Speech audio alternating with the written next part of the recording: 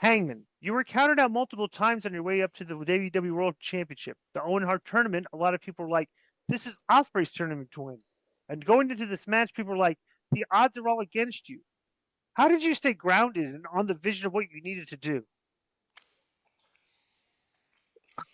Sources told him Adam Cole did not have a concussion and instead slightly injured his elbow. So he's supposed to be okay after that based on AEW's word, but nobody asked them specifically. That was just information off. This is all hearsay. Yeah. Well, and no, here he is. Brian Alvarez said they say no concussion. So I just want anybody that's listening to this see the sheer Mount Rushmore level hypocrisy that's going on when these people try to smear guys like me and Konnan with fraudster, fraud, grifter, like these names. Because if you just take the names and you analyze what those names mean and what the context is, what they're trying to tell us that we're doing, I just throw it back in their face like, no, this is actually what you're doing in on a grand scale. You know what's funny, Joe? Did you follow my Twitter at all? Yeah, I mean, we'll talk about this week. Yeah, bro. Sean Ross Sapp was up in my DMs again, cussing at me and calling me names. About what? Oh, right. Sapp and JD from New York have a feud. No, it's not just that. Fight him or so somebody a parody site. Right. Okay, this is a parody site. A parody site posted a screenshot or posted like an exchange of like a Sean Ross Sapp tweet, and tweeted under it, like answered it with the same like Sean Ross Sapp, like it was a burner account, putting it over. Okay. Okay. Somebody screenshotted that and just sent it to me. Okay, and I thought it was funny. So I tweeted that's all I tweeted. How many burner accounts does Sean Ross Sapp have? Right. Because he seems like a guy's like on the internet, like blowing up everybody's DMs and stuff, right? Did you tag him? No. Right. So so people are saying, "Oh, this has been debunked," and so I'm like, I go, "Where was it debunked?" Right. So then people show me because they screenshot it. So somebody showed me a thing, they screenshotted it, and some parody site had retweeted, had posted it, right? Right. And they're like, "Oh, you're an idiot! You got duped." Instead of Sean Sapp is in my DMs. You got duped, dude. You're an idiot. I'm like, dude, how is it asking a question? I see a tweet online. Right. It's funny, bro. It's coming from a parody account. Right. Okay, so what is the purpose of parody accounts when they tweet? Yeah, I'm asking a general question. To make you laugh. And to make funny stuff, to satire. So, okay, right. Dude, these people are responding to it, and it was like a 5-alarm fire. Responding to this, he called me promoting a lie. Okay, so I'm like, what do you mean I'm promoting a lie? It's like I'm asking. I said somebody tagged me a tweet. I said how many burner accounts he has. It's funny, and like I said, it's funny. And he says you're signal boosting. You're people to come attack me. He actually that's the mindset of like this guy, right? He actually thinks that what I was doing there just basically I thought it was funny. Right. It was from a satire account. Right. Okay, parody. So yes, it got me. I thought it was funny. I tweeted a sarcastic, funny comment. How many burner accounts does he have? And bro, these people just melted down. It's like the biggest scandal ever. I'm and all that. Just like, bro, everything. Well, and I'm like, dude, what? Relax. Okay. Like this is like basically, yeah. Thank you, Amber. I'm like, this is like basic comedy. And like you guys are like blowing, like acting like this is like something, dude. It's hysterical. He's doing this at 3:30, 4:30. Well, bro, we've always said this. Let me finish. Yeah. He's in Texas. He's DMing me at 3:30, 4:30 in the morning there. Right. With the pay-per-view the next day at noon. Right. And I'm like, then think about the mental acumen of a person what the mindset of an arrogant guy like that is so affronted by somebody making fun of it, just making fun of a pair. Like, if you're actually getting satired by somebody, like if the Babylon Bee makes fun of you, that should be like, okay, that's funny. Right. Okay, it's almost like when they satire a guy on The Simpsons or something like that. You know you've made it. You know what I'm saying? But here's a problem. Yeah. Here's a problem. I don't know him, but bro, we've been doing this for 8 years. How long? A long time, yeah. Almost 9 years. About 9, yeah. Okay, 9 years. And we've seen that everybody from podcasters like Vince, right, to everybody else that's in the podcasting business are sensitive. So you can't say about them because they melt. You know what I'm saying? And the whole thing they do online is just they about everybody else. And and bro, if you're spending a better part of your time seeing what people are saying about you, you've got like a problem. You know what I'm saying? Because you're too worried. Yeah, you're too worried. What are they going to say about me? What are they thinking about me? It's like, dude, I never. But let me just tell you this. Remember a couple times I was trending for 2 or 3 different things I said? Like Takeshita the one time, right? Yeah. And I actually saw the thing. It said trending Konnan. This is exactly what I thought. Okay, let me see what it's about.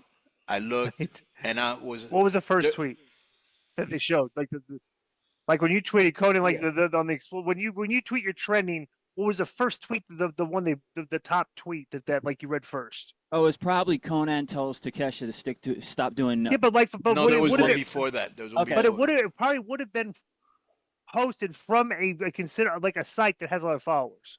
Would be like the signal, like right, because I was trending, so right. It was a big deal. I know one of them was definitely Takeshita. Right. The other one was. I had like 3, right? Right. I really don't remember them because I just went to see what it was about, and then I saw a lot of comments, and I was like, do I really want to go through this? You know what I'm saying? Thinking, what you don't know. It's like, I have better things to do. Well, you know what I'm saying? Let me throw this at you too, because the one thing in our DMs, he coined me the term like the typical, like when you're tweeting the stuff the marks are tweeting, it's like I don't really have a lot of respect for you, right? I'll never really, people like that. I don't really respect. I respect my peers, their opinions, but like these schmucks, that like I have zero respect. Bro, I don't even block them. I just like to brush them off, right? You want to know when I lost respect for Larry Dallas? When? It was obviously coming on drunk and insulting you was high on my thing, right? Right. But the second one is he was regurgitating 100%, including using the word grifter, which I didn't even know what it was, and I never heard it since Dave. So he was repeating what Dave was to get over with that click. That click, right. Yeah. So I want to do this right now, and I want to throw this out there, okay? Because, like, there has been, like, he's called me, they're throwing that term out there to discredit the people that have actually been in the business, which is the most fascinating premise to start off with. Right. We're trying to discredit people that I know have been in the business for years and they're actual have experience, but I want to discredit them by calling them grifters and frauds. Okay, like they're like, well, let's just dismiss everything they've done in the business and just forward the fact that I think what they're doing is just for clicks and views to make money. Okay, because that's what they think. All right. Right. Yeah. All right.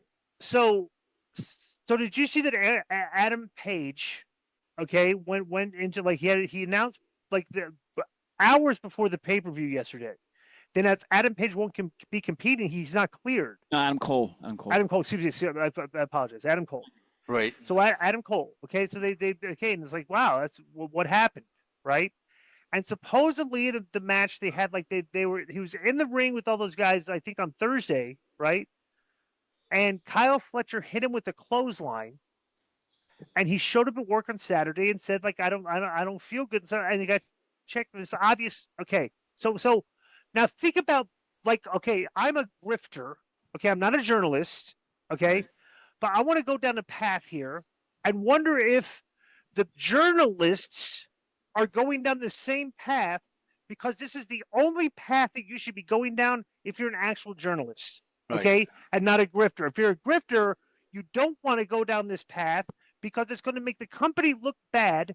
Because, like when I start discussing the fact patterns, you'll hear what I'm talking about. Okay, so remember, Adam Cole has a massive history of concussions, correct? Right. That's just understood. He was gone for a super long time because of concussions, correct? Right. Yeah.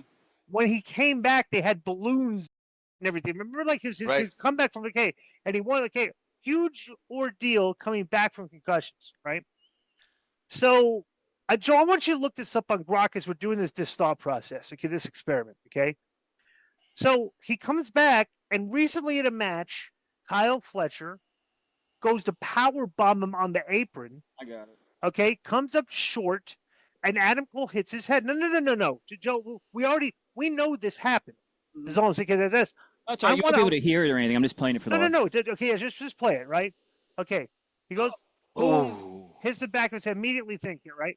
Now, I just want to say right off the bat that, Kyle Fletcher, everybody said, if Adam Cole is done, okay, everybody say, blame Kyle Fletcher. No, but Adam Cole actually, knowing his concussion history, submitted to taking that move from that guy. And I would have been like, in the age, like everybody that's involved, they say, hey, that's not a very good idea. And I would those two guys are to blame, but I'm not hating. I'm just stating Tony is also to blame. The agents, everybody, there should have been more oversight. There should have been more. Like, yes. What do you want to call it? Like, I don't want to call the word oversight. I want to call it more strict in like adherence to like safety there. Okay, there was none, right? So, Joe, I want you to look this up on Grok. Yeah. Okay. Was it ever reported? Did anybody ask? And did everything? Did Adam Cole go through concussion protocol after that spot? Okay, because he was back on TV very short time later, and here he is taking a clothesline. You showed the clip, taking a clothesline on Thursday night, a big bump. But was that? And then it looks like okay, they're pretty stiff and everything, but it exacerbated by the previous concussion that he may have had, but whether or not they actually went through concussion protocol after the guy hit his head on the apron, covered the back of his head. There's a guy with a concussion history. Was there any reporting of whether he went through concussion protocol or whether or not he was cleared after that? Because I think he came back to action very quickly after that. Joe, what did you ask? Yes, Adam Cole likely went through AEW's concussion protocol following the reported concussion sustained during a match on Collision. While there's no direct confirmation that explicitly states he completed the protocol, multiple reports indicate Cole suffered a concussion during a trios match, specifically from the lariat. A powerbomb outside the ring, my bad. And AEW's concussion protocol involves a comprehensive series of neurological tests, blah, blah, blah. But basically it says likely went through, no confirmation. Okay, now could you ask if any journalist ever asked AEW if he went through concussion protocol, so you can get and do a deep search on that? Mm-hmm. Okay, because they'll find out things like people maybe in a scrum or something or the end this transcript of it, right? So my thing is like, dude, do I sound like a grifter? Like trying to analyze the spot, and like, did all the people that are calling me grifter, fraud, and everything, are any of the journalists going down that thought process that I just went through right there? So what do you think about what I just said? Bro, they don't like us, so they decided to throw out the narrative that we're grifters. Right. Their fan base is going to believe anything they say. Correct. It's a big fan base. But we've got our fans, too, and people in the industry that we keep it real. It's just part of what we do, Right. So it doesn't bother me because, to tell you the truth, they can take this any way they want. They can say the same thing about me. I don't care about the guy from New York, DJ, what's his name? JD from New York. JD.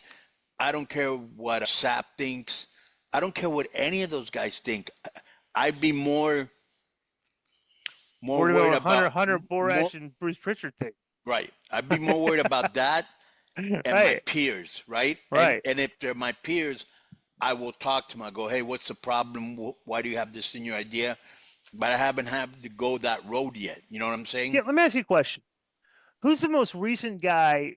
You're getting up there in age, okay, and you've had health problems and stuff, but you still work, tireless worker, which is, it's crazy how you don't get enough sleep, okay? But, well, that's a sidebar. But who's been the most recent example you could give of somebody, a talent that you have had problems with and had recurring, it's been like a pain in this guy forever, and you finally had a conversation and like worked it out between the two of you? How far back can you go? And like, can you give an example? Most recent time this happened? A lot of people. Mm-hmm. There's only two I haven't been able to fix. Three, and one of them, and I'll tell you in a minute. But I had problems with Cibernetico. Mm-hmm.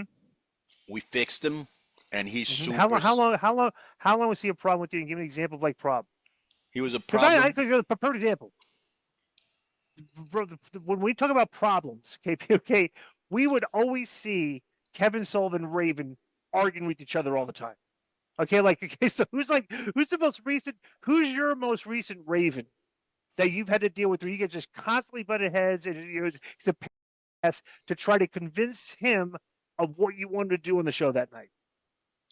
Okay, so that's another question. So okay, all right, I'll put that question aside, but keep going, Cibernetico.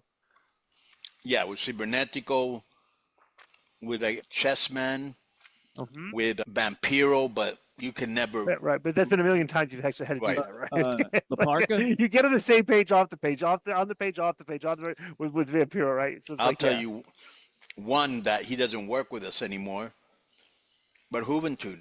Right. Yeah. You're on the page, you're off the page. You're on the page when he's getting put over by you constantly. Right. You're off the page when you're putting the other guy over him because it's time for him to like the other guy.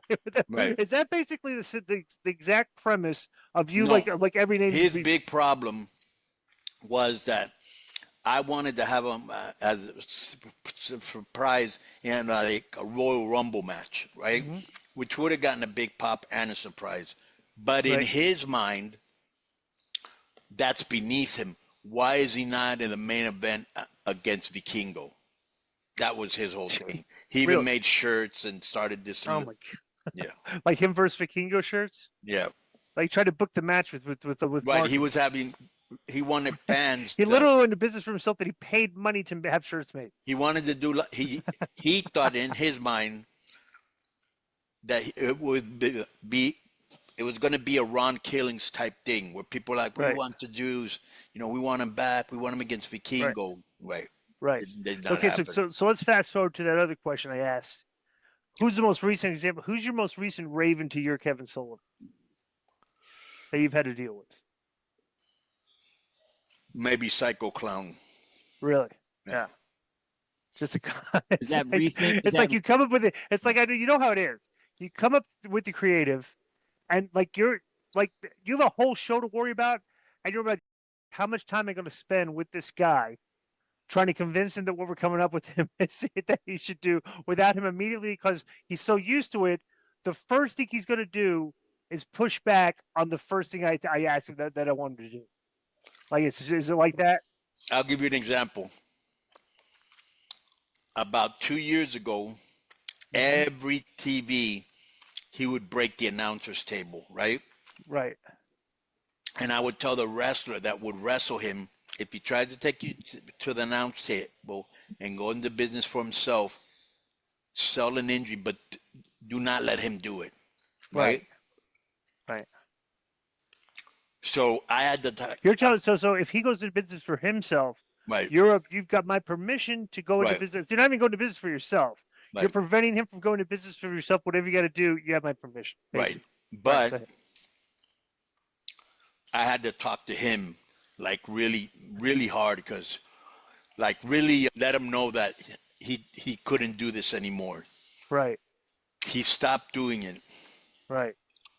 There was a show on Wednesday that I did not go to. And let me take a wild guess. And he broke the table again. So now I have to talk to him next show. All right. Yeah. It's like it's is that recent enough for you, Joe? No, I was going to say, is that recent, or is that something that you said 2 years, right? So you guys squashed it since then.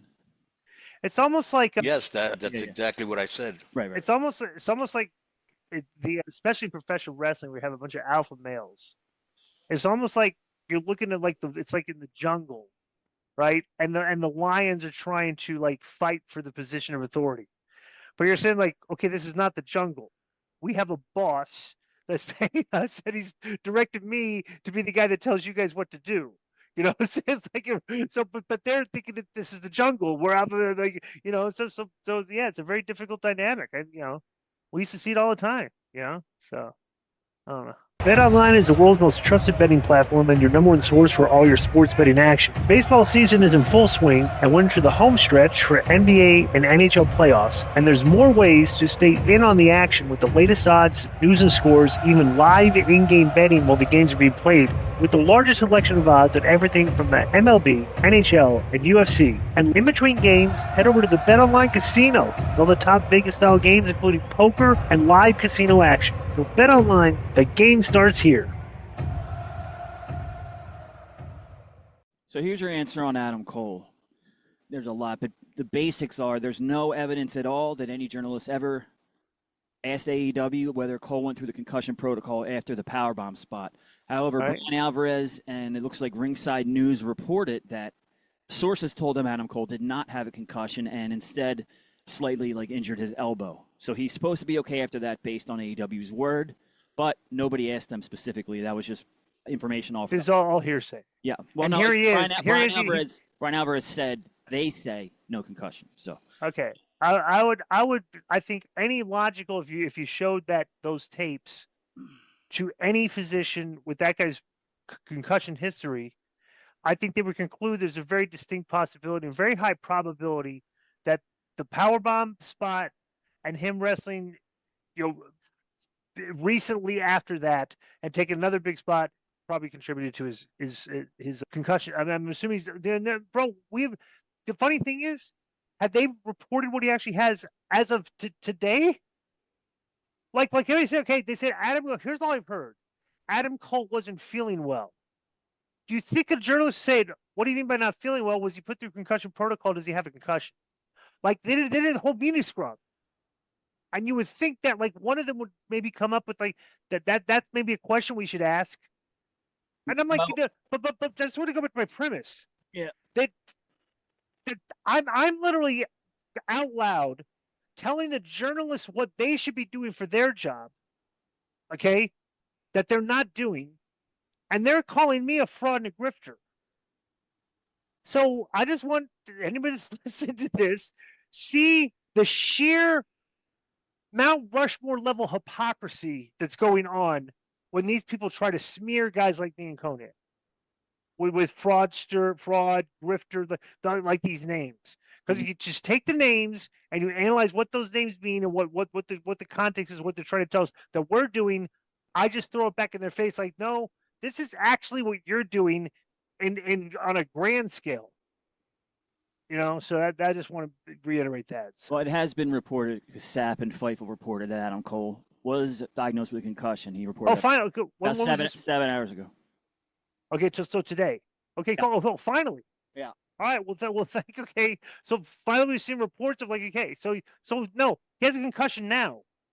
So now we should be following up with AEW on my previous comments.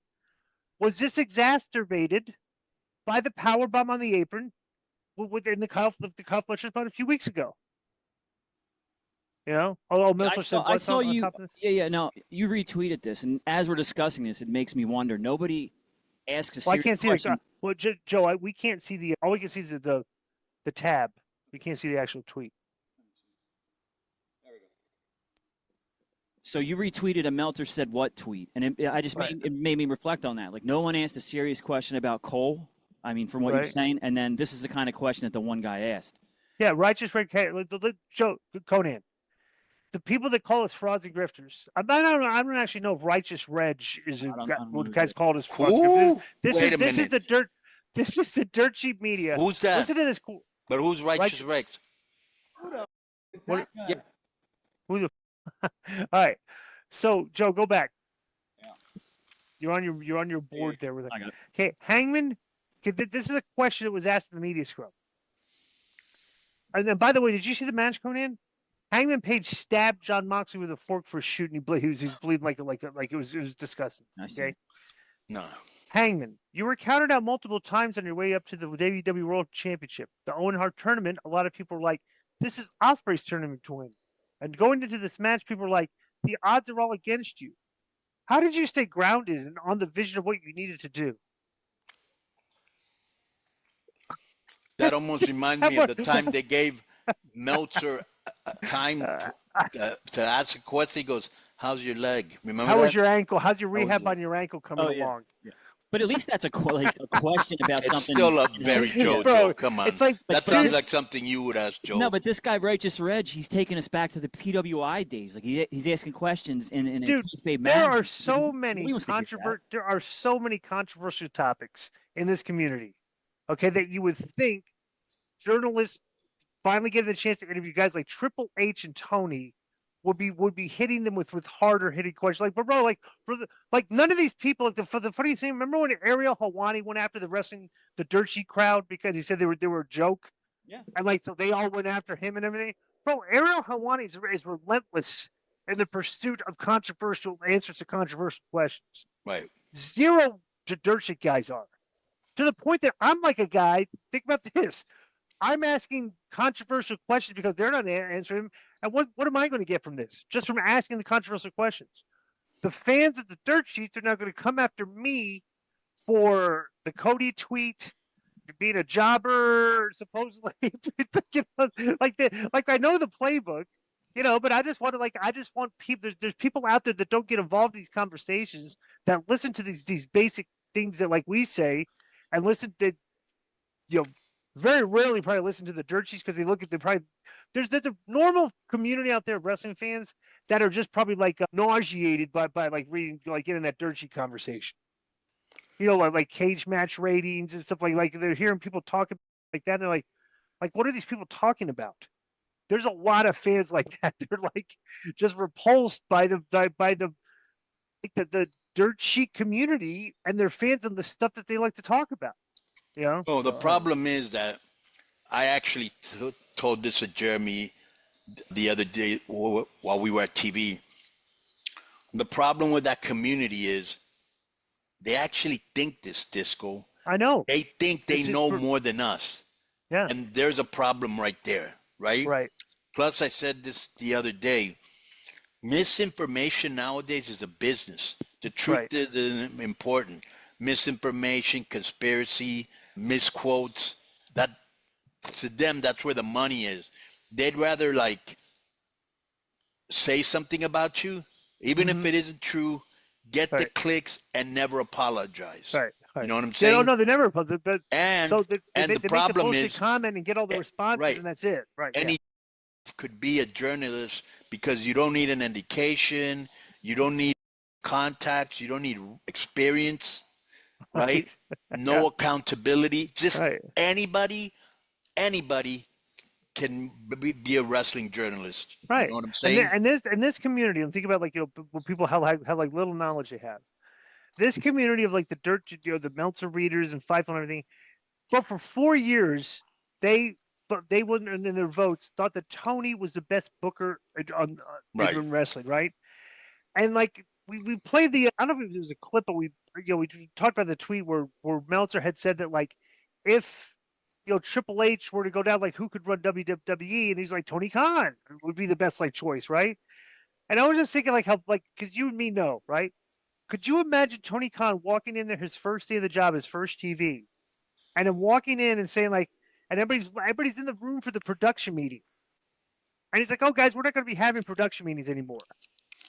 And Nick Khan and Hunter would look at each other, and they would just walk over to him, shake his hand, and go, "Okay, thank you.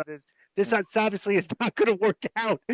So think about that. Let me play devil's advocate on that one. And let me before you play devil's advocate, let me just say this. This is very important. Yeah. Mm-hmm. Me and Disco for sure. We credit ourselves with having credibility. Even there are times when we'll say stuff like Disco or myself will say we got it from a very good source, meaning we did, but we can't say their name. They don't want to get heat, okay? Right. We still have connections in the business. I'm still in the business. I go, but the problem is, everything we say, we usually researched it. But that doesn't mean we're always right. These guys think they're always right. Right. But we will tell you the truth. Even if for some reason we were wrong because we read it. We'll tell you what we believe. Right. Right. But the thing is, they think they're right about everything, including knowing more than us. How could you know more than me, That's all. Yeah, you might know dates and nerd. Right, but like trivia. Trivia. How could you know more than me? Explain that to me. Right. Like the guy that can read off Curtis Martin's stats from the New England Patriots, like rushes, yards, everything from 15 years ago. Like that guy, like going forward, is not going to know more than Bill Belichick. You know? Right, exactly. Right, you know, so like I could actually play fantasy baseball, football, or basketball now and do okay, maybe even finish in the top 3. And I'm going basically just off looking, and I haven't watched sports regularly, but just looking at stats, you can reasonably play that well if you know what to look for and stuff like that. But the devil's advocate thing was when you're talking about Tony winning Booker of the Year, and let's say it was, 2018, 2019. I'm not sure if he won then, but I'm pretty sure he did. Wouldn't you say AEW was probably better than the WWE product then when Vince was still on top and it was like, oh, God, it was before Roman turned heel? No, Joe. Let me tell you why. Because it's based on relevant standards. Okay, when you're both, and this is where the WWE has evolved since AEW and WWE went head to head to 2019, and looking forward to today. And bro, I went back and did a dive into WrestleNomics like recently. The biggest driver of the WWE business in the past few years has been their aggressive attack onto the digital media. Okay, and this is a pretty simple concept that anybody can understand, right? The WWE has always been better at audience capture than AEW from the get-go. Bro, that is part of being a booker. You have to tell everybody says, like telling stories. You have to actually tell the stories. Like if a person missed a week of TV, you have to tell them what's going on, not just continue the story from the point they left off with a gap in the middle, right? But go see Mission Impossible this week and take a 10-minute bathroom break every hour. Like, how is the movie going to come across? What's going to be your engagement later on in the movie where you've missed like 30 minutes of content out of it, and you're trying to figure out what is going on? You know what they said? That's just okay. But I'm saying, that's part of and this is why Tony's biggest problem is because he's so spread out, doing Jacksonville Jaguar stuff, the Fulham stuff. Dude, when you're telling a story, you have to say, okay, how am I going to explain to this vast market of wrestling fans that haven't watched a show in like 3 or 4 weeks? They're tuning in because maybe they've seen on social media this week the show's supposed to be hot. And it's like, how am I going to engage them into this product for this 2 hours to help the camera? Bro, he doesn't take the time. He doesn't have the time. He spends all his time to tell and explain, hey, all right, my video, we need a package here. These are the bullet points I want you to get over in the package. You have to actually go through that process to make that, to put that package on TV. That's part of booking. Joe. Go ahead. Let me give you my point of view, okay? You're confusing two things, and I'll tell you where. So at that time, there were a lot of stuff we didn't like at WWE, right? Because Vince was there, and he's a tyrant. Like Cross coming out with a mask on, and stuff, things are just ridiculous. Like there's a lot of stuff to criticize. Right. Okay, but you can't confuse the two because what happened is Tony came in with a buzz because there were a new company and some guys from WWE were with him, like Jericho and shit like that. Yeah, right? And came in hot. Yeah, there was a big buzz because he was amassing all this talent. But at the same time, just quick sentence. Yeah. To the point, they had Jericho, who literally the previous year, him and Kevin Owens angle was the best thing they had on their TV for that year. Go ahead. Go ahead. Right, but they didn't have like high plans for him in the pay-per-views. Like I think they still had him in the third match, and he was like. But he was hot. WrestleMania. Right. Hot storyline wise. Yes. Right. And what happened is. There was a lot of media attention because it's a new company and it had big names. You know what I'm saying? Yeah. And so what happened is when we would watch the shows from the beginning, Joe, we were giving him the benefit of the doubt, but as time went on, we were poking so many holes because he was making so many mistakes. Right. The show wasn't better.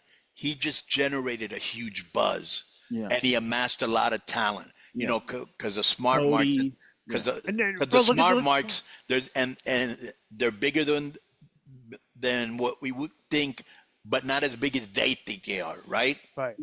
So, you know, all the marks, they were loving Omega. They were loving the Bucks. They were loving, you know, those guys that had never been in WWE, but the Bullet Club, which was the hot indie thing that wasn't on Major, right? So, but, you know, they rolled those. I think you're confusing the two because they're making mistakes from day one. Because all he is, Joe, is a super fan with money, okay? And he's been there 5 years.